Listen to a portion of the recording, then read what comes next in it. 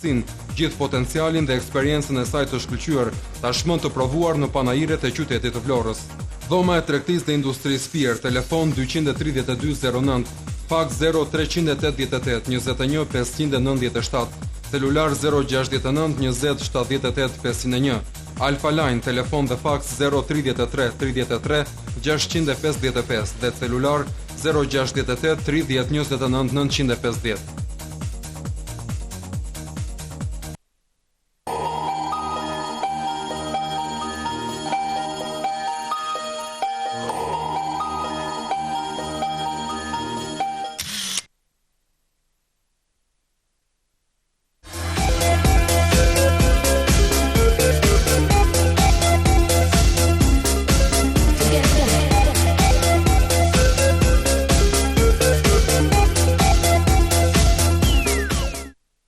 Përshëndetje nderuar teleshikues të televizionit Apollon, drejt për së drejti nga studio qendror i këtij televizioni takohemi në këtë mbrëmje në orën 21. Tema e bisedës sot ka të bëjë pikërisht me çështjen kombëtare. Kemi të ftuar në studio mjaft zotërinj, një përfaqësues dhe përfaqësues edhe të medias, do të thosha, në lidhje me çështjen kombëtare në një kohë kur në fokusin e ditës, në fokusin e medias dhe atyre ndërkombëtare po shkon drejt zgjidhjes çështja kosovare ende në kufit jugor të Shqipërisë. Në Ballkan është një çështje që ngjelet pikpyetje dhe kjo çështje ka të bëjë pikërisht me Çamërinë. Për të diskutuar për këtë problem, pra për zonën e Çamërisë, për çështjen e Çamës, e cila ende nuk po njeh zgjidhje në kancelaritë europiane dhe njëkohësisht këtu në Shqipëri, ne kemi të ftuar sot në studio zotërinj. Zotin Hikmet Zane, publicist, analist i çështjes kombëtare. Mirëmbrëma zotërinj. Kemi të ftuar zotin Gafur Adili, është zëdhënës politik i Frontit të Bashkimit Kombëtar Shqiptar. Përshëndetje, mirëmbrëma zoti Gafur. Kemi të ftuar atë Nikol Markun, kryetari i Kishës Ortodokse Autokefale Kombëtare Shqiptare me qendrën në Elbasan. Përshëndetje, mirëmbrëma, mirë se keni ardhur. Kemi të ftuar zotin ose më saktë doktor Suleman Abazi, kryetari i Shoqatës Abdetare për Identitet dhe Bashkim Kombëtar. Përshëndetje, mirëmbrëma. Mirëmbrëma. Si dhe kemi të ftuar zotin Ramiz Shabani, kryetari i Shoqatës Ardmëria Kombëtare Shqiptare. Mirëmbrëma dhe në emër të teleshikuesve të televizionit Apollon. Doja të ndajsha më një herë pa humbur kohë në çështjen kryesore, për atë që ne kemi iniciuar të bisedë sot në studio. Zoti Hikmet, unë doja të drejtohesha fillimisht ju si publicist, si analist i çështjes kombëtare, njëkohësisht edhe si koleg. A është në rrugë të drejtë çështja, zgjidhja e çështjes kombëtare Çame dhe ku është ngërçi? Ku qëndron ngërçi? Tash faleminderit për pyetjen edhe për preferencën që më bët. Unë desha të them që në fillim që vetëm në rrugë të drejtë nuk është.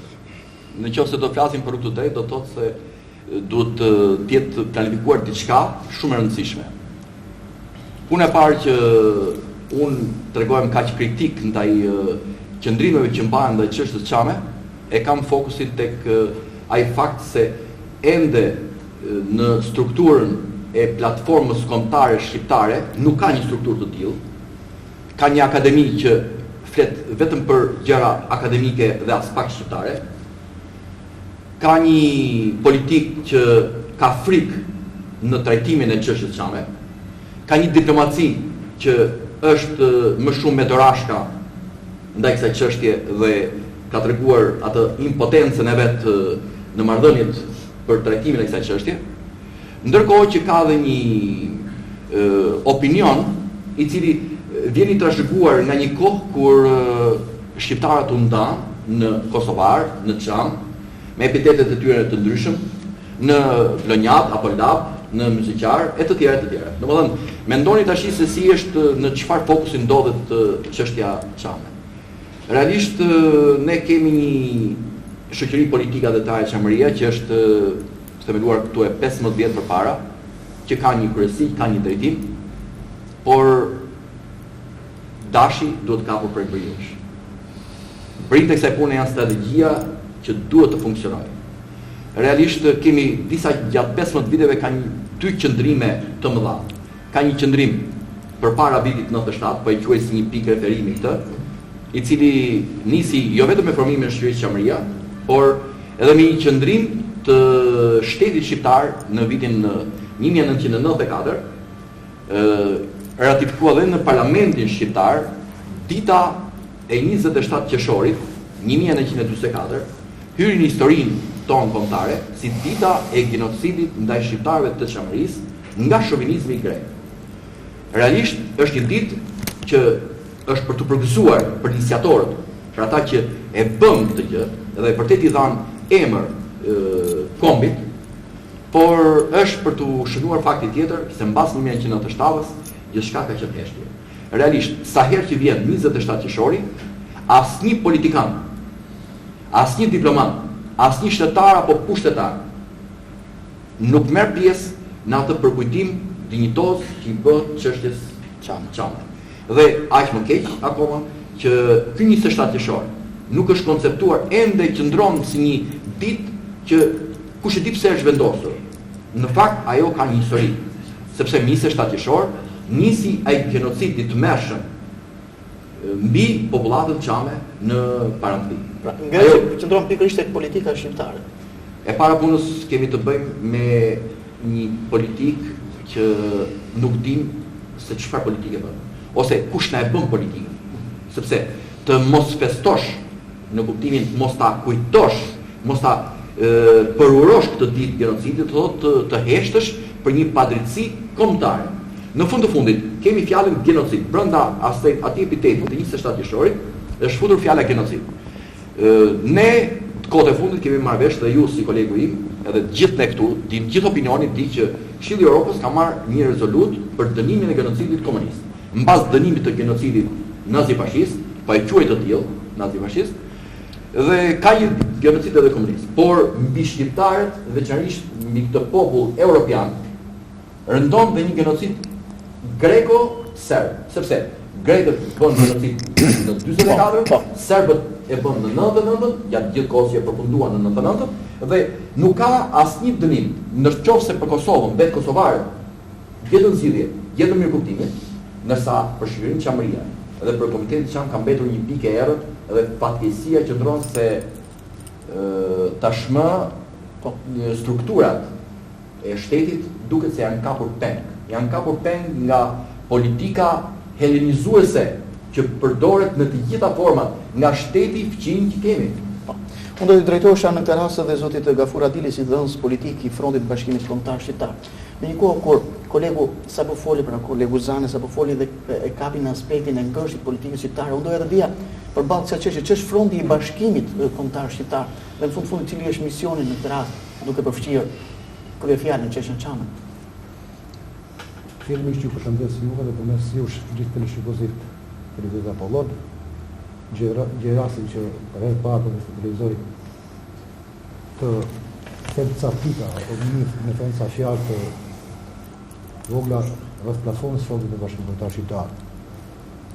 Fronti i Bashkimit Kombëtar Shqiptar është një formacion politika ushtarake. Ata një krahine, feje, ideje që dështon, vepron dhe punon për një Bashkimit Kombëtar Shqiptar. Ky front është themeluar në Tiranë në korritin e 2003 dhe vitin e kaluar ka mbajtur kuvendin e dytë. Deri te kuvendit në kanë qenë kryetarit të frontit, dhe kuvendi i dytë jam zëvendës politik Fronti i Bashkimit Kombëtar Shqiptar.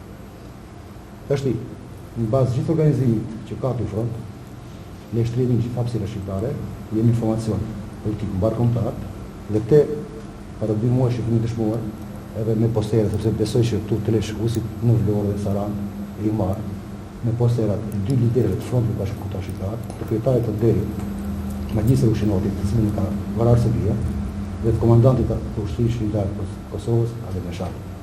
Pra, përmes këtij aksioni politik, Fronti i Bashkimit Kombëtar Shqiptar, i Bashkimit Kombëtar, fillimisht Kombi Shqiptar dhe pastaj edhe Bashkimit Kombëtar janë bërë me di që këtë radhë jemi shumë i organizuar si shqiptar, pavarësisht se problemet vazhdojnë të ekzistojnë në komitet, por jemi informacion mbar kombëtar dhe këtë rast një veprim plan të lejojë që në fakt të shqiptarëve të luajnë ashtu siç kanë luajtur deri deri sot.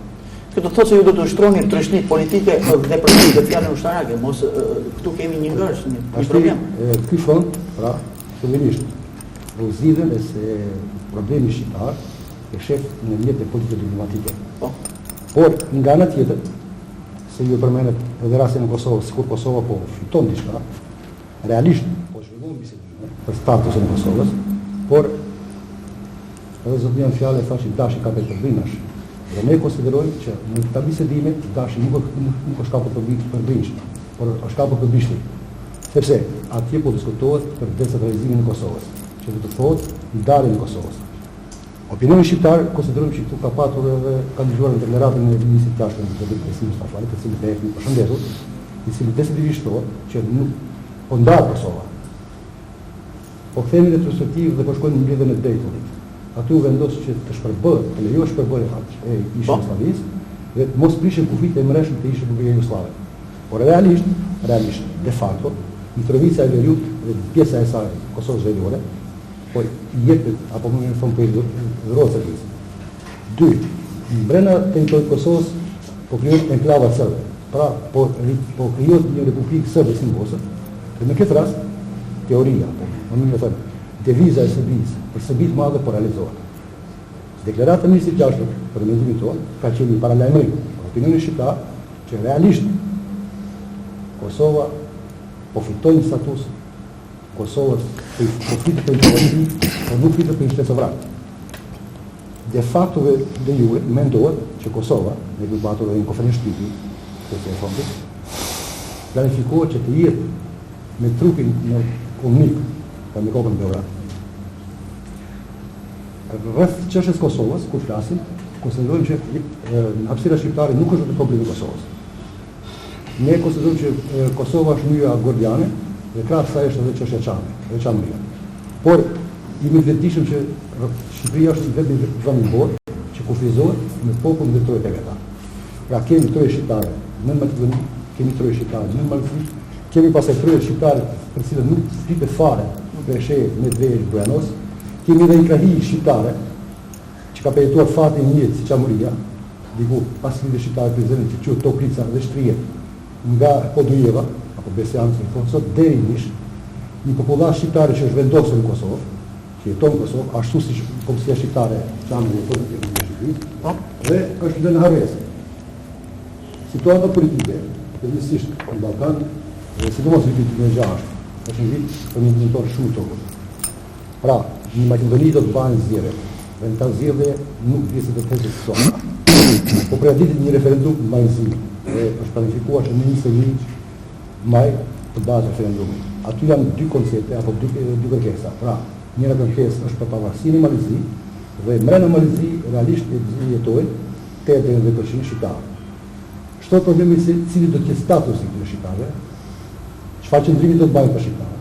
Për mendimin tonë, shqiptarët realisht do ta mbështesin referendumin për pavarësi, shputin e Malzi, por ne konsiderojmë që shqiptarët do ta kushtojnë paraprakisht mbështetjen apo më mirë me thonë votat që do japin këtë referendum.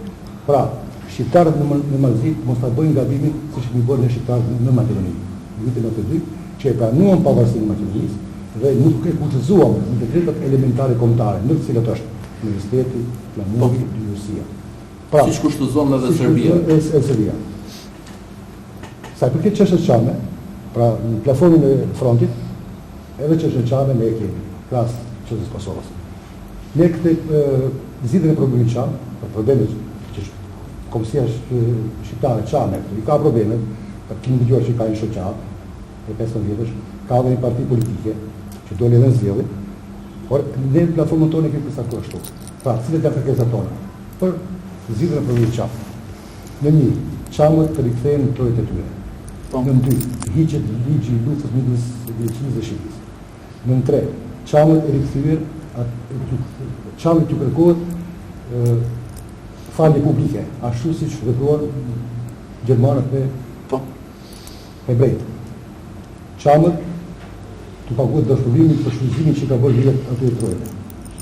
Dhe e pesta në fundit themi, kombësia shqiptare në Greqi të gëzohet poshtë drejta sa që gëzohen në drejtë e në Shqipëri. Për çka ne jemi vetëdijshëm që në këtë vjet tu gëzohen shumë drejta. Atëherë, për të bërë një parantezë fare të shkurtër se do të drejtohesh edhe zotrinjve. Atëherë kemi vendosur 5 pika të cilat parimisht duket sikur jo duket, por kanë një blockout, mund të themi jo vetëm nga Greqia, por edhe nga Europa.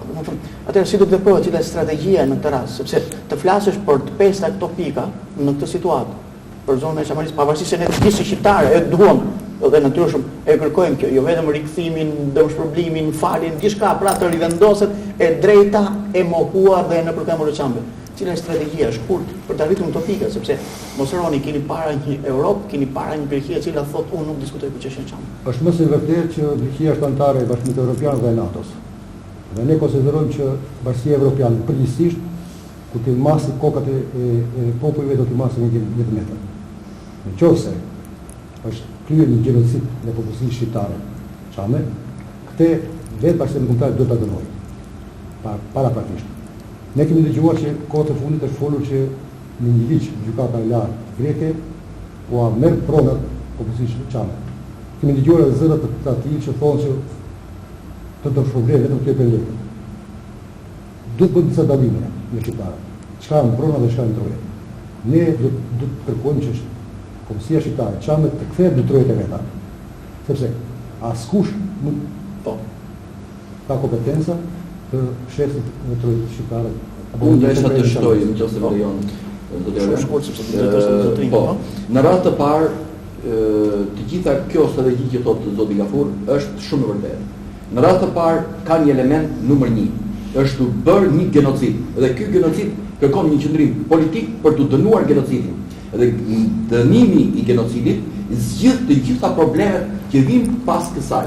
Sepse po dënu genocidi, në rast parë do të kërkohet falje publike, në rast të dytë do të pranohet faji, dhe në rast të tretë do të vinë të gjitha amendimet që do të vinë pas këtij dënimi të genocidit. Dhe këtë flamurin e këtij dënimi të genocidit e bën një bashkëveprim i politikës në rast të parë në Shqipëri, se po nuk qe shteti shqiptar, qeveria shqiptare e predispozuar për të patur atë dëshirën e mirë për ta ngritur këtë lloj strukture për dënimin e genocidit.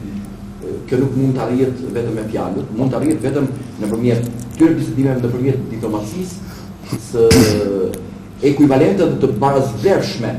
Mos harrojmë vetëm një pikë. Në vitin 85 Greqia kërkoi të përzinte çamët ashtu siç bëi në 44 nga territori i vet. Mbreti Zog i asaj kohe me qëndrimin që unë do t'i përzë të gjithë minoritarët, do t'i sjell në Greqi. Dhe ata e ndërprejnë për një herë këtë punë. Pra ky ishte një qëndrim politik që mbajti vetë mbretëria. Në këtë rast, ne nuk po kërkojmë as shpërngulje të minoritarëve asgjë, po kërkojmë dënimin e genocidit. Po u dënu genocidi ka filluar në rast të parë, është vendosur kuri i themelit në zgjidhjen e problemit çam. Nuk e di. Po, faleminderit, unë do të drejtohesha në këtë rast dhe Atë Nikollës. Atë Nikolla, kisha juaj është dalluar të paktën për autoritetin dhe me vetësinë e saj. Në këtë aspekt, në çështjen kombëtare, cili është roli i kishës, domethënë në këtë aspekt, i kishës që ju përfaqësoni? Faleminderit që na dhat mundësinë të themi sonde këtu përpara televizionit juaj Apollon. Mendimet tona që janë shqetësuese për të gjithë shqiptarët dhe desha ta vazhdoj bisedën në historinë e një kombi. Edhe pjesa e historisë së klerit është pjesë përbërëse shumë e rëndë, si tush, në aspektin e veprimtarisë. E rëndë them sepse jemi rënduar shumë nga kleri i huaj. Kisha jonë e Elbasan është një kish shumë e vjetër, është 4 shekuj më parë, është një kish e cila ka tradita që dalin në plan edhe përveç misterit, mistikës së shenjtë, del në plan dhe çështja kombëtare. Pse kleri e ka lidhur në çështjen kombëtare? Kleri ortodoks, bëjmë fjalë, e ka lidhur me çështjen kombëtare, sepse ne duke qenë si një popullsi e vogël dhe duke pasur fqinj shtetet të cilat gjithmonë kanë pas qëllime agresive ndaj shtetit ton, atëre populli besonte shumë dhe musliman të krishterë dhe nga shumë besime të ndryshme kanë qenë kompakt njëri me tjetrin, kanë bërë lidhje familjare edhe kështu që kemi ekzistuar, domethënë, nga sulmet dhe rrebeshët e korave. Pra kisha e Elbasanit sot që unë drejtoj është një kish që është në vazhdimin e amanetëve të martirëve të kishës ortodokse apo të qepale kombëtare të Shqipërisë në shekuj. Janë vazhdimet e mësimet e arkitektit dhe themeluesit të kishës ortodokse shqiptare Fanolit. Është një kishë e cila zbaton statutin e kishës ortodokse autokefale shqiptare që është i ngjashëm me të gjithë statutet e kishave të tjera në Europë edhe në botë, por këtu ka një ndryshim. Ardha e klerit huaj në gjatë proceseve demokratike në Shqipëri ndryshoi imazhin e kishës tonë ortodokse, vuri veton, vuri kultin e individit dhe ky dihet drejtuesi i kishës ortodokse autokefale Shqipërisë është Eksarku Anastasia Nullatos, i cili në petku në një kleriku mendon se po kryen vepra të mira për kishën ortodokse, po përveç se bën disa ndërtime, ai po çformon dhe ka çformuar historinë e këtij kombi në rrugën e klerit. Pastaj mund të themi që ka dhe ndikime të mëdha në politikën shqiptare. Prandaj, kisha jon në Elbasan ruan të pastër figurën e një ortodoksi të vërtet që është shqiptar, që është vëlla edhe me një besim tjetër musliman, katolik e të tjerë që kanë ardhur dhe tash momentet e fundit. Pra pikërisht ne nuk duhet të them me fjalë të mëdha flamurin, por ne rezistojmë dhe do të rezistojmë dhe do të ndërgjegjësojmë gjithmonë e mëtej që një ortodoks, një shqiptar ortodoks të kuptojë se historinë ne nuk mund ta na e shkruajnë grekët, serbët, italianët apo dikush tjetër.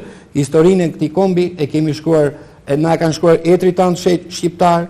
Do ta vazhdojmë ta shkruajmë ne me dorën tonë dhe jo të na e shkruajnë pra kleri i huaj. Në statutin e kishës ortodokse autokefale shqiptare ka një nën që është shumë i madhërisëm. Është i papranueshëm nga kleri i huaj që kemi në krye të sot, është pikërisht nini 16, i cili në mënyrë absolute dhe jo eksplicite, shumë e pranueshme, përjashton një herë përgjithmonë në mënyrë të saktë klerin e huaj. Edhe ja që thot, drejtuesit e kishës ortodokse autokefale shqiptare në Shqipëri, në kishën ortodokse, pra, duhet jenë me gjak, me gjuhë, komsi dhe në shtetësi në atë vend ku ligjëron fjalën e Zotit. Pra, kynen përjashton dhe s'jep asnjë limit, nuk jep asnjë ekuivalencë, nuk jep asnjë mundësi për të hyrë për dijenit dhe të teleshikuesit do të bëjë një ndërhyrje fare të vogël. Pra në fundit ju si kish autokefale, domethënë që jeni me qendrën e Elbasan, ortodokse autokefale të Shqipërisë, ju nuk e njihni kishën autokefale të Shqipërisë me qendrën në Tiranë, pra të drejtuar nga kleri huaj dhe në fundit duket si një Dakor. Shiko, këtu ka një sqarim. Kisha jon Shën Maria është krye kisha e qytetit Elbasan. Po. E si thash, dhe për nga vjetërësia dhe për nga traditat, domethënë qëndron në një piedestal historik. Ne nuk e pranojmë atë shprehjen që thatë ju pyetja juaj është shumë e drejtë, por duhet të ketë një opinion teleshikuesi. Ne jemi pjesë përbërëse e kishës mëmë të Shqipërisë, por ne nuk pranojmë kreun e kishës, këshillin e kishës cili është i përbërë nga despot grek, sinodi i shenjtë, pra mësime teologjike që u jepen fëmijëve besimtarve, pra dhe mendohet se kisha ortodokse është në një rrugë të drejtë po shkon mbar. Por asnjë kishë ortodokse në Europë nuk ka primat huaj, por e keqja qëndron akoma edhe diçka tjetër desha të shtoj bisedës, që Anastasia Nullatos, i cilën unë nuk dëshiroj ma t'ja zej emrin me gojë, por për efekt të teleshikuesit do t'a zem, shkon në përbot, bën vizita, trumbeton me të madhe, flet, bëhet antar i Këshillit Botëror të Kishave, merr tituj të ndryshëm honofirik, as ne s'na hyn punë fare ato tituj që merr ai, edhe thotë që në Shqipëri akoma s'kan lindur shqiptar ta drejtojnë kishën.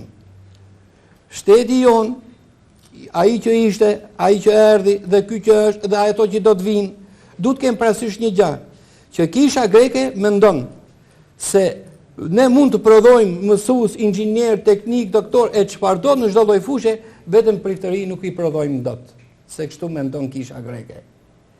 Ne kemi pas dhe kemi akoma bi të nderuar të këtij kombi, arkitekt të famshëm të teologjisë fetare ortodokse, që e kanë shkruar me germatarta edhe me gjak historinë e këtij kombi. Pra përfundimisht unë do të them edhe mendime të tjera, por për pyetjen e juaj është kjo. Një ortodoks i mirë është një musliman i mirë, është një katolik i mirë, është një shqiptar i mirë. është një vëlla me të gjithë, që ndërton historinë, integritetin e këtij kombi dhe ecën përpara në rrugën e europianizimit dhe jo të racizmit, të sektarizmit e të fushave tjera që na bi Kleri Huj. Nëse më lejon zoti Erben, kisha të bëj një sqarim edhe më tepër në vazhdim të asaj që më tha Atë Nikolli. Këtu kemi të bëjmë me një koncept që Atë Nikolla e trajtoi jashtëzakonisht shumë mirë. Ne kemi një eksark në krye.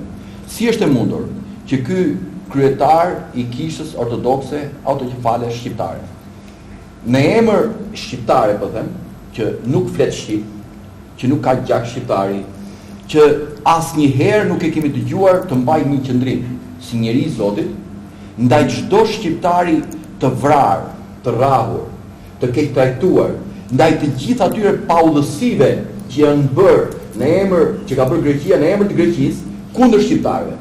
Jo më të flas kundër padrejtësive që u bën ndaj çështës së por ndaj shqiptarëve që ndodhen, u vra një shqiptar vetëm se ishte një tifoz i mirë i çështjes kombëtare. Ai nxori flamurin dhe tha fituam. Fituam një lojë futbolli dhe jati i tij për çudinë më të madhe të shqiptarëve, ishte e pritshme për mua, ishte e pritshme dhe tha i mbir ra për flamurën. Është një epitaf që duhet shkruar mbi varrin e atij djali. Çfarë kishte flamur Pisti që u vra, mori peng dhe pikërisht ky eksark i kishës ortodokse ato kefale nuk tha një fjalë dhe vim në fund fare para 2 ditësh un kam gjetur një certifikat të kishës ortodokse autokefale kombëtare shqiptare e themeluar në 1922 dhe kjo certifikat në formë dekorimi që jepej një personi kush ja ndryshoi emrin kishës? Ajo ishte kisha që përfaqëson sot Atë Nikoll Marku, kisha ortodokse autokefale kombëtare shqiptare. Në fakt u hoq kjo kombëtare dhe mbeti vetëm autokefale ortodokse shqiptare. Kush ja hoqi? Pikërisht tu kemi marifetin e përdorur nga të huajt, ka drejt Atë Nikolla që thot i huaj, sepse vërtet ai është sjell si i huaj në këtë vend. Më fal që bëj sqarim sepse këtë dokument që kam gjetur, ndoshta do të bie rast ta publikojmë për të thënë disa të vërtetë. Natyrisht do ta mirëprisim, domethënë botimin e dokumenteve të tilla, sepse her pas here ju edhe në gazetën ku punoni, domethënë gazetën Sot dhe në shtypin e përditshëm shqiptar keni dhënë opinionin tuaj si publicist dhe analist për çështjet shqiptare. Unë do të drejtohesha tashmë doktor Sulejman Abazit, kryetari i shoqatës adretare për identitet dhe bashkim kombëtar. Ju keni dhënë një libër, Kombi shqiptar në udhkryq. Ajo që unë doja të pyesja në të drejtim ka të bëjë pikërisht me pse shqiptarët duhet të bashkojnë vullnetin e tyre dhe përpjekjet e përbashkëta drejt pavarësisë së lirimit dhe bashkimit kombëtar. Ka të bëjë pikërisht me atë që ju drejtoni.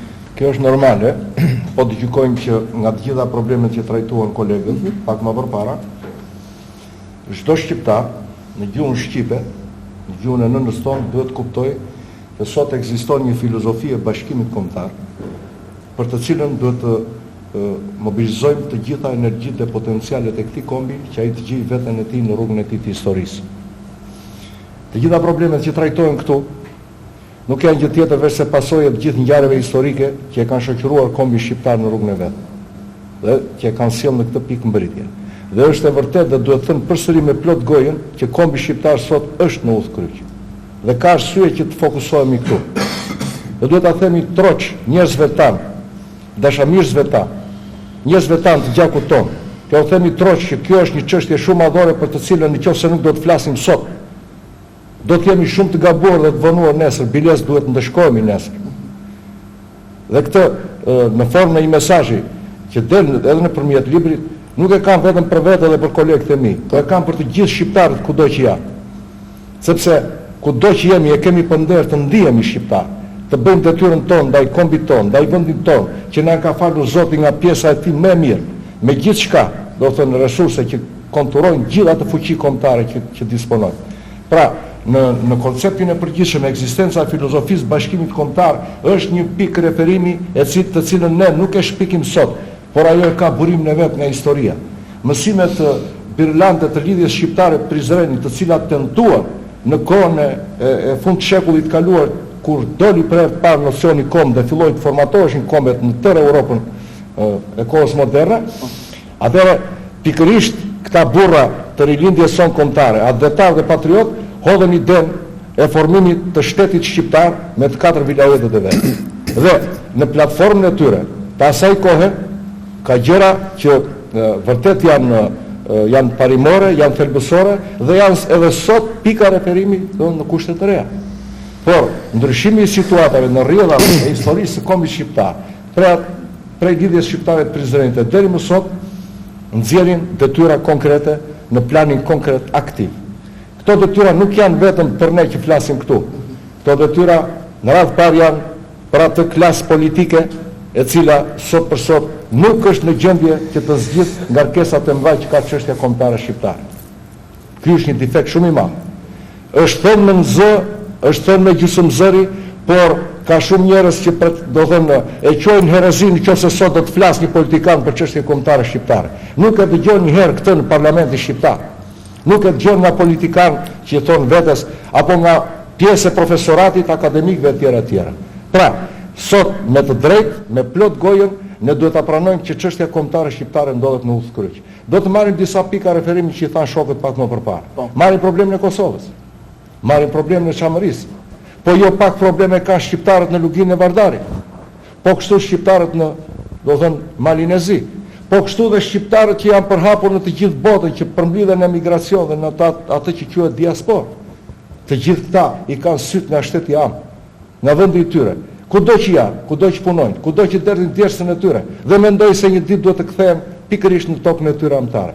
Atëre, nëse do të mendojmë se ka një filozofi të bashkimit kombëtar, kjo nuk mund të realizohet vetëm me referencat historike. Kjo kërkon një strategji kombëtare aktive që t'i shërbej politikës, t'i shërbej inteligjencës, t'i shërbej gjithë shkaje tjetër, gjithë potencialit dhe fuqisë kombëtare, në mënyrë që dhe ne, duke shfrytzuar këto potenciale, të dimë të ndërtojmë jetën tonë, të ndërtojmë shtetin tonë, vendin tonë. Është rast unikal i veçantë në botë që një shtet i coptuar në 5 shtete, po flasim për shtetin administrativ shqiptar, në kufijt e tij administrativ kufizohet me bashkëkombasit e vet. Më gjeni një rast tjetër, të dytë në botë dhe unë do t'ju kërkoj ndjes, juve dhe teleshikuesve që na ndjekin. Atëherë, pse kombi shqiptar në shekullin e fundit, në më shumë se 100 vjet vazhdon të përjetojë mbi shpatullat e veta pikërisht këtë lloj diskriminimi? A jemi ne në Europë? Apo kemi qenë, apo nuk jemi? Apo duhet pranojmë që Europa nuk dënjon që të jetë këtu tek ne?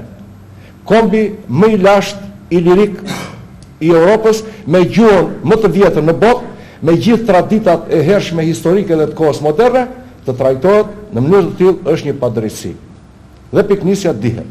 Megjithatë, strategjia jonë kombëtare duhet të jetë një strategji aktive. Shikoni vendet përreth. Shikoni ç'bën Greqia me atë strategjinë e vet që e kanë nxjerrë nga Sënduqet me strategjinë arkaike të Megalides. Ku ka qenë dhe ku është sot dhe çfarë pretendon? Në fundit ata bëjnë punën e tyre. Shikoni se ç'bën Serbia, që kërkoi të realizohet dhe ëndër në Miloševićit për Serbinë e Madhe. Dhe ç'bën Akademia Serbe në mbështetje të kësaj politike shtetërore. Për të, do të thënë, dhënuar të tjerët. Atëherë le të kthehemi tek shqiptarët. Në tërë historinë e tyre ky komb asnjëherë s'u ka rënë në qafë të tjerëve. Po përkundrazi ka luftuar për të mbijetuar dhe ja ka dalë që të mbijetojë. Atëherë, nëse do të tentojmë që kjo strategji kombëtare të kthehet aktive, ne duhet të përcaktojmë saktë të gjitha interesat kombëtare tona të madhore. Unë për rasti konkret po i kthem asaj që quhet truri i këtij kombi inteligjencës ose nivelit akademik, akademisë shkencave. Ka akademi shkencash në Tiranë, ka dhe në Prishtinë. Pikërisht këtu do të bëja një pyetje për parantezë, meqense ju përmendni inteligjencë, po përmendni akademikët, bët një hapësirë të mendimit, një shtrihje të hapësirë të mendimit në akademitë e huaja, flasim për ato greke dhe ato në Serbi. Atëherë, pse pikërisht inteligjenca shqiptare? Pse pikërisht ta intelektualë të cilët e dinë fare mirë se ku qëndron problemi, ku qëndron plaga e çështjes kombëtare? Pse nuk e ngren zërin? E vërteta është që inteligjenca shqiptare nuk është aq pasive sa duket në aparencë. Por ajo është vënë përpara faktit dhe kërkohet me të gjitha format që t'i shplahet truri. Dhe kjo ka vite që funksionon. Unë do t'i referojmë Akademisë Shkencave. Për çështje kombëtare shqiptare, përveç se një platforme politike të vitit 98, një 40 sa faqe, e cila bën vetëm histori, nuk jep asnjë lloj zgjidhje. Atëherë, nuk është ky roli i akademisë dhe i akademikëve, që janë AIKA e inteligjencës shqiptare. Dhe që janë aq shumë. Misioni i Akademisë Shkencave përmbledhet në 3 pika kryesore, që të mos ha kohë ti përmend, por një nga këto është pikërisht ndërtimi i strategjive të zhvillimit në të gjitha fushat dhe rekomandimi i drejtimeve kryesore politikës së një shteti. Atëherë, unë gjykoj me këtë gjendje, me këtë situatë, me këto informacione që kemi në zhvillimin e rajonit gjithë hapësirës shqiptare, jo mungon. Ku do ta kërkojmë përgjegjësinë? Që janë këta akademikë që kanë mbritur në këto pika të larta, me titull profesorësh, me gjithë shka tjetër, që është investimi i këtij populli, dhe do të mos i kthejnë pikërisht i populli atë që ka paguar për ta, atë që ka investuar për ta, pse duhet shkuar në raportet me politikën deri në atë cak sa të mos cënohet integriteti i personalitetit të tij apo i titujve apo i funksionit që kryen. Po, pikërisht në të njëjtën ide, unë për të hapur edhe një dritare tjetër të diskutimit. Duket sikur ndonjëherë edhe kur Ministria e Jashtme cakton ambasadorët ose merr në punësit e saj ambasadat shqiptare, pra në punësit e saj dhe ata intelektual, të cilët kanë mbrojtur doktorata dhe që kanë titull shkencor në lidhje me çështjen kombëtare, kur vjen puna nuk hapin zërin dhe nuk flasin, pra nuk e përçojnë të lloj ide. Pyetja jo është e drejtë, po nuk do shmangem nga thelbi i asaj që nisa, sepse ju drejtova pikërisht akademizmit shqiptar dhe inteligjencës shqiptare për të kuptuar se roli dhe misioni i tyre është tepër, do të thënë, i veçantë dhe historik. Në qoftë se nuk do të flasim sot, po e përsëris, nesër do të jetë vonë, biles do të jetë ndëshkueshme. Atëherë, pse mungon kjo kurajo? Le të fokusohemi në kuadrin e strategjisë kombëtare. Strategjia kombëtare duhet të ketë përcaktuar interesat kombëtare. Interesat kombëtare tek ne janë të shumta. Dhe çdo njeri prej tyre nuk i ngjan tjetrit në aspektin e mënyrës së zgjidhjes. Pra, duhet të ketë të veçantat e veta. Sot për sot, në çështjen kombëtare shqiptare, prioritet është interesi, do të thonë kombëtar, çështja e Kosovës, e statusit Kosovës. Mund të marrë një status Kosova sot, po ai nuk është statusi përfundimtar i Kosovës. Statusi përfundimtar i Kosovës është bashkimi i saj me shtetin Am. Dhe mënyra e zgjidhjes nuk është kjo që, siç tha zoti Adili. Nuk është kjo që do thënë, atëre, pse në Kosovë duhet të zbatohet standardet dyfishta? Le të më jap shpjegim ai që kërkon ta integrojë Kosovën në Europë. Me teorinë e integrimit, që ka brenda plot elemente që integrimit nuk mund të zbatohet, do të thënë, nuk mund të realizohet e ardhmja e Kosovës me standarde dyfishta, për mos t'i bërë komente të tjera. Atëre, hidhemi në problemin e çamërisë. Ajo kërkon një zgjidhje krejt tjetër, sepse këtu kemi të bëjmë me një shtet të Bashkimit Evropian dhe antar të NATO-s. Atëre, qëndrimi gjoja moderne i shtetit grek dhe i politikës zyrtare greke, pikërisht sepse është përfaqësuese e këtyre institucioneve në raport me çështjen çame është tetë anakronik dhe i papranueshëm. Është, domethënë, me mendësi të vjetra historike. Vazhdimi në forma të tjera. Në forma të tjera. Atëherë, nuk mund të justifikohet qëndrimi i shtetit grek dhe i politikës zyrtare greke me gjoja ekzistencën e disa segmenteve që janë të ashtuquajtura shoviniste në drejtim të kombit shqiptar. Kjo është e papranueshme. Pse?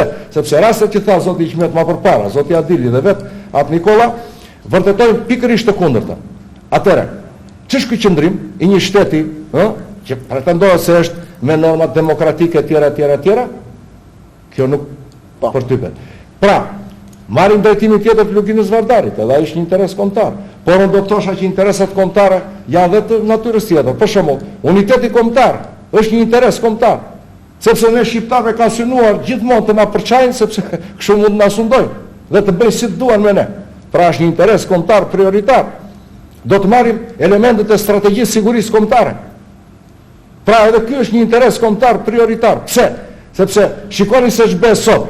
Një Maqedoni është përballë dhe kur vjen puna i zgjeron dhe i plotson strukturat e saj ushtarake, i plotson me mjete sulmi, kur në të njëjtën kohë në Shqipëri, në Republikën e Shqipërisë, ka vetëm gërshër dhe këto ne, dakord, do të pretendojmë që të integrohemi, që të shkojmë në NATO, të shkojmë dhe në BE, por me dinjitet, me një strategji kombëtare, duke respektuar interesat kombëtare të kombit shqiptar. Po. Faleminderit për mendimin që dhatë dhe për atë aktivitet që diskutuat. Në këtë rast unë do të drejtohesha zotit Ramis. Zoti Ramis, Të diskutosh për të ardhmen kombëtare natyrshëm është një problem i cili nuk po mblidhet brenda një bisede dhe brenda një emisioni, një problem i cili të ha gjithë jetën në kuptimin figurativ, por dhe që të shqetëson gjithë jetën në kuptimin normal. Ideja për identitetin ton, për të ardhmen kombëtare ka qenë dhe e rilindase. Pikërisht unë do të dalësha cili është objeksioni në këtë rast i asaj i ardhmërisë kombëtare shqiptare, objeksionin në lidhje me këtë këndvështrim. Unë mendoj se çështja kombëtare shqiptare është një obligim i gjithë shqiptarëve në tërësinë e tyre, në gjitha trojet ku ata banojnë. Nga kjo pikpamje them se shoqata ka pasur gjithnjë si prioritet të saj një angazhim i cili të ishte sa më afër interesa kombëtare në përgjithësi dhe kryesisht për sensibilizuar dhe opinionin këtu që banojnë shqiptarë që çështja kombëtare shqiptare është një alternativë e shtruar për zgjidhje dhe e realizueshme brenda të gjitha standardeve, të cilat sot ne mendojmë që çështja kombëtare zgjidhet kryesisht në rrugë paqësore, por atje ku mund si nuk janë për rrugë paqësore kuptohet që gjërat marrin karakter tjetër si çështja e Kosovës apo qoftë edhe në momente të veçanta në Maqedoni. Kështu që për sa i përket asaj them se mendoj që çështja duhet parë që në fëmijëri, që te fëmijët në shkolla. Unë them se hyrni kombëtar, ngërtja flamurit duhet janë elementet bazë që në klasat fillore. Dhe janë futur, natyrisht. Janë futur dhe kjo është gjë pozitive. Së dyti mendoj se është mirë që të pajisen në tekstet e shkollës, që në abetare të jetë një tekst i cili të sankcionojë që të gjithë shqiptarët në gjak shqiptari të ndihen krenar për ngjyrat e flamurit kombëtar dhe të mbrojnë deri në vdekje me çdo çmim ngjyrat e këtij flamuri i cili është mbrutur me gjak dhe është ndërtuar me gjakun e të shporve që në historinë lashtë deri më sot. Ndërkohë, të bëhet realitet ëndra e rilindasve tanë të cilët kanë luftuan biles shumë prej tyre kanë dhënë jetën për çështjen kombëtare për bashkimin e trojave shqiptare. Nga kjo pikpamje them se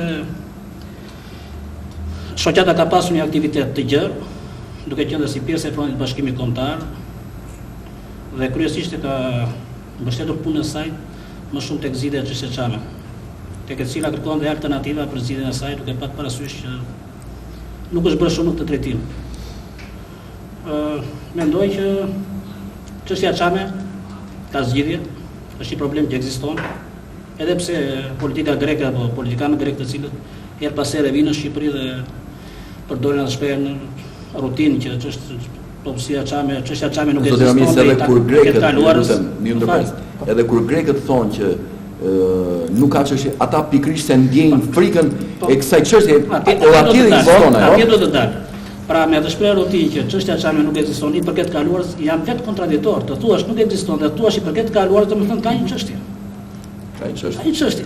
Dhe i përket kaluarës, domethënë çështja çame nuk është e kohës Keopsit, piramidave të Keopsit. Është një çështje ku jetojnë sot njerëz që kanë pa genocidin me sy. Njerëz janë masakruar, janë vrarë, janë therrur, janë torturuar rrugës. Atëherë unë këtu do të bëj një parantezë, një pyetje, meqense ju thatë duke thënë shprehjen që çështja çame nuk ekziston, ata japin një kartë, një as politikës shqiptare dhe gjithë atyre intelektualëve, akademikëve që përmendi doktori këtu, pra japin një as në dorë për të diskutuar dhe për të shkuar pikërisht në konventën europiane. Atje do dalë se ka thonë ju sepse ju bëhet mirë që ndërhyjnë në këtë pikë, sepse ne kemi pasur mundësi të kontaktojmë dhe me europarlamentar. Personalisht kanë pasur para pak vitesh një takim me zotin Panela dhe zotin Bonino, Ema Bonino, komisioner rretko për çështjet e Ballkanit në Tiranë, nuk e di mund të ketë qenë zoti Iqmet. Po, keni qenë patjetër në Kongresin e Partisë Radikale Italiane? Jo, nuk kam qenë. Nuk e di, kam pas mendim se ka qenë. Kam komunikuar me ta personalisht sepse e njoh dhe gjuhën italiane mirë dhe në bisedë që pata me ta, zonja Bonino u shpreh se ne kemi ardhur tha për çështjet e minoriteteve, por duhet punojmë të gjithë së bashku ta për të realizuar këtë gjë, sepse i para prezente çështjen çame. Ndërkohë që zoti Panela në diskutimin e tij që bëri në Kongres tha, unë po citoj në ligjërat drejt shprehjen e tij, ne nuk e dinim tha që Greqia, një vend antar i Bashkimit Evropian, mban ende mbi shpatulla çështje të tilla të bazuara si çështja çame. Ne tha do të kontribuojmë me gjithë eurodeputetët tanë në Këshillin e Evropës që çështja çame të futet në seancë plenare. Dhe u realizua. Disa muaj më brapa kuptohet se s'mund të bëjë të nesërmen, u fut në Këshillin e Evropës. Çështja çame nëpërmjet eurodeputetëve radikal italian, ka parasysh zotin Tomaso e të tjerë që kanë qenë prezent atje. Dhe Një deklaratë e zotit Kris Paten, nëse e keni dëgjuar atëherë, ishte që çështja e Çame mund të zgjidhet shumë mirë me dëshirën e mirë të dy vendeve, qeveria shqiptare asaj greke. Por realisht nuk mund të kështu. Qeveria shqiptare po tregon një mungesë të vullnetit politik për zgjidhur çështjen Çame, sepse nuk është aq e vështirë sa pretendohet që të bëhet çështja Çame. Për shembull, kam parasysh mosmiratimi i rezolutës ishte një trafik kombëtar. Rezultat për çështjen Çame. Dhe eri mbas bisedave me Nikola Gejç. Kjo ishte e turpshme. Kur gjithë ata deputetat të cilët neve jemi, përveç se jemi taksa pagues të këtij shteti, përveç se kemi kontribut të jashtëzakonshëm në këtë shtet, përveç se ne kemi përbëjmë një popullsi vitale të këtij kombi, kur i themi tani se përgjithsisht, të mos ketë një interesim vetë shteti shqiptar, shteti tanë. Kjo është e tmerrshme. Prandaj po them sepse ka një strategji politike që po shkon drejt Athinës. Është një akuzë rënd. Po letet akuzë rënd. Hapë shkollë greke në Imar. Mjetet greke shkruajnë që u realizua një ëndër që mendoi se do ishte shumë e largët. U realizua shumë shpejt. Kemi aleanca për shkakun që mund të bëjë shumë një aleancë ndërmjet dy forca politike në Imar. Vjen në krye të bashkisë Vasil Bollano, deklarohet grek. Flet greqisht, ma fjalin greqisht në Imar dhe deklarohet minoriteti grek i Imarës. Imariotët janë shqiptarë dhe puro shqiptarë. Me gjak të pastër shqiptarë. Pra politika shqiptare nuk ka ndikuar pozitivisht në zgjidhjen e çështjes. Më duket se nuk i përqendon merret. Po mund të shtoj diçka për mendimin tim që konsideroj që pasionet kombëtare di fare mirë të drimin grek, sepse nuk më merr meje që ata mos ta shohin plakatën që është përpara parlamentit grek, ku janë vendosur në qytetet shqiptare. Aty është Gjirokastra, Saranda, Vlora.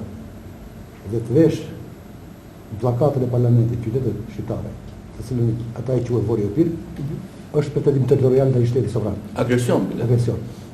Dhe nëse shqiptarët ngrihen zërin në momente të caktuara, si në rastin konkret problemi çan, kërkojnë të kthehen në trojtë e tyre. Pra, të zonë drejtat elementare, të zonë gjitha minoritetet që ekzistojnë në botë, sipas konventit ndërkombëtar, kjo nuk e mundsohet popullsi çame. Dhe pse do kjo? Sepse kam bindjen e patundur që po të kthehen çame, popullsia çame, që jeton të Republikën e Shqipërisë, po ka shkallë në Turqi çame. Edhe ato do të kthehen trojtë e tyre në Greqi. I kemi 2 milion arvanitas. Dhe sikur të hapet klasa e parë fillore në fshatat e qytetit të Çamërisë, aty do të fillojë flitë gjua shqipe dhe Greqia do të ishte shqiptare. Dhe te e di fare mirë Greqia dhe e di fare mirë realisht shqiptar. Problemi për mendimin tonë, qëndron te ne dhe shqiptarët. Edhe profesori Teodori Mira tha, dhe gjithë përgjithsisht, sepse slavët gjithmonë në historinë e tyre dhe grekët kanë përdorur armë më të mirë. Sulmi është mbrojtja më e mirë. Ata dhe sot e kësaj dite vazhdojnë me sulmin Voriopir. Të njëjtën politikë përdor edhe Sarbi, kundër Kosovës, siç e thënë më herët. Kërkojnë decentralizimin, kërkojnë pra Kosovën ta riceptojnë. Nëse tre shqiptarë u riceptojnë në 1913, 45 u riceptua Kosova historike, sepse një pjesë e saj u dha Serbisë, një pjesë e saj Malizisë, një pjesë e saj Republikës Artificiale të Maqedonisë. Tashti po bëhet riceptimi i tretë. Dhe politika shqiptare, për mendimin tim, nuk është realiste. Nëse ne ndiejmë një pakënaqësi në politikën shqiptare, për si gjithë hapësira shqiptare, themi pse këtij popull nuk i tregon realitetin. Dhe kur përmend deklaratën e zotit Mustafa, e përmend vetëm një pas saj, se ai realisht tregon diçka. Tashti, në këtë pjesë konsiderojmë që ne si popull historikisht kishim zhvilluar politikë defanzive dhe realisht gjithmonë luftat tona kishin qenë lufta mbrojtëse. Kurse armiqtar, sepse po ti themi historisë brava që në kolonive, ku kanë qenë trojtë lire dhe ku arrit në shqiptar në shtet 28 km2, ku ky shtet është 170 km2, Shqipëria reale. Dhe edhe ky shtet, pra, sipas politikës që ne po ndjekim si shqiptar, defanzive, armiqtar pretendojnë që edhe këtë shtet të receptojnë. Konsiderojnë, prodhoi Bashkimi Shqiptar, konsiderojnë që është urgjente, edhe doktori e tha, sipas strategjisë, që dy akademitë e shkencave, të Tiranës dhe Prishtinës, fillimisht të bëjnë bashkimin e akademisë, një akademi shqiptare. Dhe konsiderojmë që është më së urgjente që ne shqiptarët do të marrim një kuvend mbarkombëtar, ashtu siç ishte kuvendi i lidhjes shqiptar në Prizren. Pra, në atë kuvend, aty pastaj të bëhen planet dhe projekte të strategjia. Se po të shikosh... Shkurtimisht, lutem, sepse dhe koha e emisionit është... Po të shikosh, të gjitha zotrinë kanë një tendencë si përfaqësues të bashkësive që ata përfaqësojnë, kanë tendencën e fjalës kombëtare. Pra kërkohet një organizim i natyrshëm i çështjes kombëtare, i trajtimit të çështjes kombëtare. E problemi i parë, problemi i dytë. Zoti Ramis tha diçka, ne shohim një agresion ndaj kombit shqiptar. Si e shikojmë këtë? Konkretisht, vjen Nikola Cage, futet në Shqipëri sa herë që do. Sa herë që ai i vjen përmbar. Nuk flet ose mund të takoj fshehurazi. Njerëz nga më të ndryshëm, mund të japi porosi nga më të ndryshme, të cilat çuditërisht skalon shumë kohë dhe shpërthejnë. Dhe shpërthejnë dhe politika, shteti, qeveria heshtin dhe bëhen palë. Në këtë drejtim, kur flitet për çështjen Çame, këtu ka një shoqat. Një shoqate e cila fatkeqësisht ndodhet në minorancë, në zërin e saj në politikën shqiptare, nuk është për faktor politik. Në radhë të parë nuk ka formacionin e vet politik që ta përfaqësojë në parlament, atë që tha zoti doktori, dhe ajo që është më tepër, nuk ka ditur të ndërthur politikat e saj edhe me shoqata të tjera si motra, që ka njëra prej tyre është Amerikë. Edhe unë do të përshëndesja pikërisht ndrimi që mban shoqata Çamëria të Drejtave të Njeriut në Shtetet e Bashkuara të Amerikës, me kryetar zotin Ahmet Xhapo, një njeri tepër dinjitoz, dhe me sekretare zonjën Vera Gjata, e cila di që është edhe nga Fieri. Dhe që ndodhet atje aktualisht edhe është një përfaqësuese dinjitoze e shoqërisë Çamëria. Dhe pikërisht ajo shoqëri Çamëria që nuk ka shumë kohë që është formuar, ka një aktivitet shumë herë më të gjerë. Ajo i ka drejtuar letër, i thot sekretarit së shtetit amerikan Condoleezza Rice që më mbro pronat e mia në Greqi, thot. Sepse janë pronat e mia, po janë pronat e shtetit amerikan, se derisa unë jam shtetas amerikan, më mbro pronat e mia të Amerikës. E dyta, ti kërkoj ambasadorëve amerikan në Athinë, ti kërkoj llogari për atë çfarë i duhet. Dhe e treta, ajo që unë desha të theksoj edhe që është më e rëndësishme. Kur unë thash që ka një shoqatë Çamëria që vepron si minorancë, kjo duhet të kthehet në një leitmotiv, këtu duhet të bjet burive kushtrimit, këtu duhet të ngrihet i madh i vogël, sepse kur ai Vasopasha tha se feja shqiptare të Shqipëria nuk donte të mohonte ortodoksinë apo muslimanizmin apo katolikizmin. Jo, e bëri atë shqiptar, futuni në shpirtin tuaj shqiptarizmën, atë ndjenjë të madhe për cilën ne po luftojmë sot, se do vi një ditë që do na kujtoni, dhe erdhi dita vërtet ta kujtojmë me nderim atë burr të madh. Shoqëria Çamëria duhet të ketë shkruar strategjinë. Kush është strategjia? Nuk ka strategji të shkruar. Nuk le të flasim, foli zoti Gafur, tha duhet kthehen në trojë. Ne nuk kemi në radhë të parë, nuk kemi gjetur lobingun e dur për të ndërhyrë në qeverinë shqiptare, sepse që ka arritur puna sikur qeveria shqiptare është një qeveri e huaj ndaj Çamëve. Jo, ne nuk jemi as jemi shqiptar. Po. Atëherë, çfarë kishte për të shtuar doktor Sulejman? Normalisht nga këto që trajtojmë, do të kuptojmë një gjë, që jemi të rrethuar nga kombe, të cilët gjithmonë na ka rënë në qafë, dhe ne kuptojmë që në aspektin e qëndrimit dhe strategjive të tyre ka një dominim të nacionalizmit agresiv, i cili në të gjitha drejtimet shprehet dhe jep efektet mbi kombin shqiptar. Duke parë qëndrimin edhe të shtetit grek, po siç ndodh edhe në Kosovë, nga politika serbe, do të fokusohem pak sa direkt tek problemi që shtroi Hikmeti për çështjen e Çamërisë. Problemi i Çamërisë do filluar nga vetja. Dhe kur them do filluar nga vetja, unë i drejtohem nëpërmjet televizionit, ekranit televizionit të gjithë popullsisë shqiptare të Çamërisë që jeton në tërë hapësirën që rrihet nga valët tuaja, duhet ta fillojmë nga vetja, sepse në 15 vjet të formimit të shoqatës, për të mobilizuar tërë energjitë dhe potencialet e kësaj popullsie në fitim të drejtave të saj, ne duhet të shikojmë piknisjen, po duhet të shikojmë edhe pikmbritjen. Çfarë kemi realizuar? Pra, duke parë këtë pa i bërë analizën, mendoj se duhet të ketë një transformim rrënjësor të një platforme aktive që të çojë në institucionalizimin e çështjes Çame, gjithsesi në rrugë juridike. Ka shumë element që Shumë shkurtër, faleminderit. po Çështja çam. diçka, mos harroni një diçka, se çështja çam nuk vetëm me çamve. Jo, atje do dilja, atje do dilja. Shqiptar kombëtar. Ka qenë një gabim në Kosovë, Shqiptar po, ka kombëtar. qenë një gabim në Kosovë kur thoshim problem Kosovë është në Kosovës, mi po kur ja vjen milion shqiptar tu, i pritet popull shqiptar. Dhe kushdo pretendon të ndajë çam dhe Kosova. Jo, shumë e gabuar. Ai është amiku Unë do çam, dilja janë tek skalionin e parë. do po, dilja çështje kombëtare. atëherë jam drejt fundit si thotë edhe zotria po. Do dilja tek ajo që sot popullsia shqiptare, çamërisë, e cila jeton në Shqipëri, në shtetin politik shqiptar, ka inteligjencën e saj, e ka shumë të mirë, ekonomikisht është shumë e fuqizuar, ëh, dhe është e gatshme që ta zgjidhë çështjen çame, por jo vetëm si pjesë e popullsisë çame. Do në mbështetjen e popullsisë labërisë, të Kosovës, të Maqedonisë, pa mbar kombëtare. Dhe këtë mund ta bëjmë. Ne kemi në shembull të marrim kapitan të Sulit. Kolokotoni, Foto Xhavella, Marko Poçari, i dha pavarësi Greqisë. Si mos sa bëjmë për çamërin? Mund ta bëjmë shumë shpejt. Po. Atëherë mua nuk më vjen gjë tjetër veç se ti kërkoj ndjesë dhe atë Nikollës, sepse do doja të dija fjalën e fundit, në kuptimin fjalën e fundit për emisionin. Për ta bekuar. Për ta bekuar, do doja bekimin atë Nikollës. Sot më Nuk e falenderuar dhe zotrin në emër të televizionit të televizionit Apollon. Me qenë se më dha këtë detyrë, unë patjetër që do ta çoj deri në fund.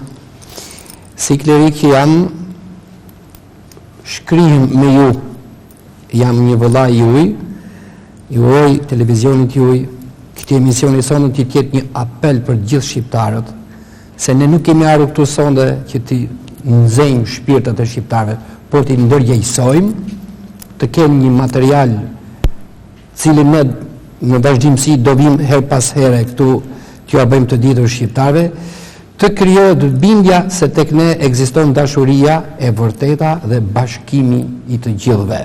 Pra çamëria, ortodoksia, muslimanizmi janë pjesë përbërëse të historisë së kombit shqiptar dhe në çështjes kombëtare si trajtori dhe profesori, kështu që përfundimisht unë u bekoj me gjithë zemër të gjithë vëllezërit që na dëgjuan. Themi atë Nikolla, le të themi atë shprehjen e madhe që thoshin normalistët në Elbasan dhe që mësonin në përshkollat që fatkeqësisht nuk mësohet më, se flamuri kuqezi do valoj përsëri në Kosovë e çamëri. Në Kosovë po valon ai. Shpresojmë së shpejti të valojë edhe në çamëri. Atëherë faleminderit që ishi sot në studio, faleminderit atë Nikolla për bekimin që dhe emisionit dhe çështjes kombëtare shqiptare.